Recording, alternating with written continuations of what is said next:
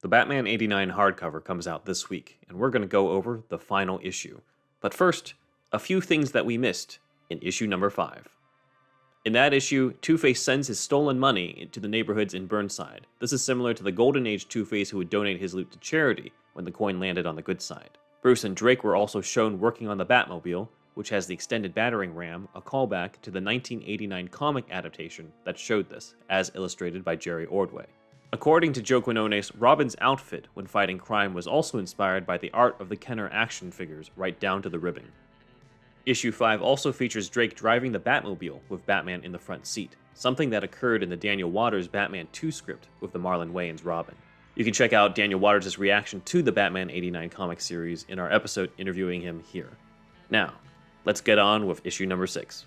In the subway confrontation, Batman uses his bulletproof cape to block Two-Face's bullets. This is actually in the shooting script draft, as well as the novelization for Batman 89, which we covered here, as well as the 89 comic adaptation in how Batman originally blocked Jack Napier's bullet, causing it to ricochet back into his face. Robin and Catwoman work together in the train tunnels. Funny enough, Sam Hamm's Batman 2 script also had a confrontation between Robin and Catwoman in the tunnels, along with Penguin and Batman. We finally see Michael Keaton's Batman with the black eye makeup. The absence of the eye makeup is something that's notoriously been pointed out in Batman Returns.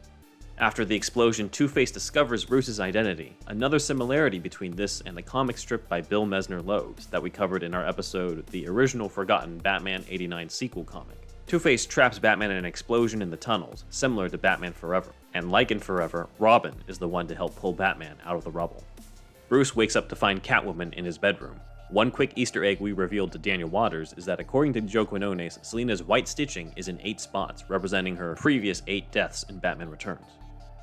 The dialogue between Bruce and Selina also confirms that this story takes place 1 year after Batman Returns, on the following Halloween.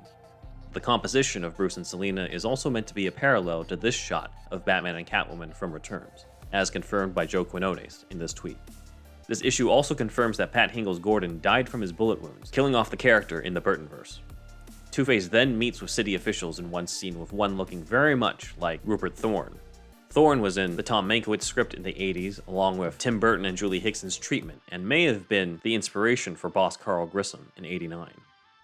We covered this in our coverage of the Strange Apparitions arc.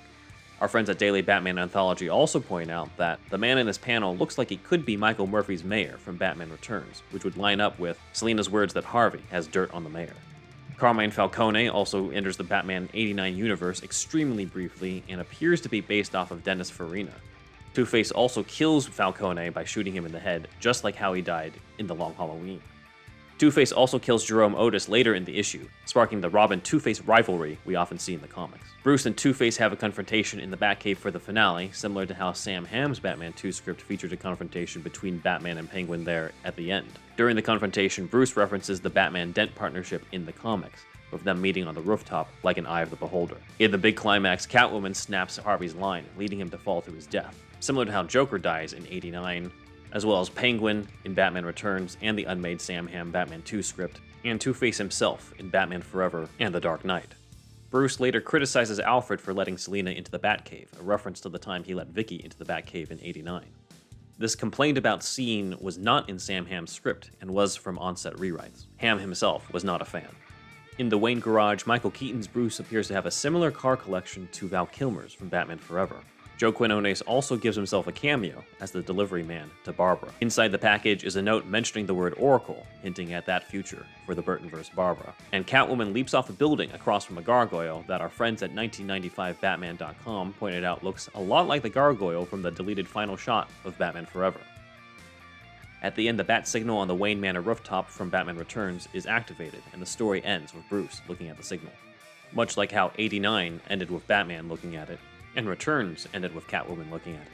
And with that, that's the Batman 89 series. Check out some of Joe Quinones' early versions of the Billy D. Williams Two-Face, and check out the hardcover collection released today, which replicates the VHS of the 89 movie. Big thanks to my research assistant Dan for helping to put together a lot of the visuals for this episode.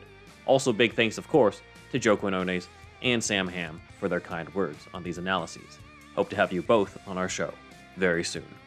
And if you want to check out an alternative fan-made comic set in the Burtonverse, check out our friends at Batman Enigma. Until then, I'm Ben Wan. Hope you enjoyed our video series on this comic.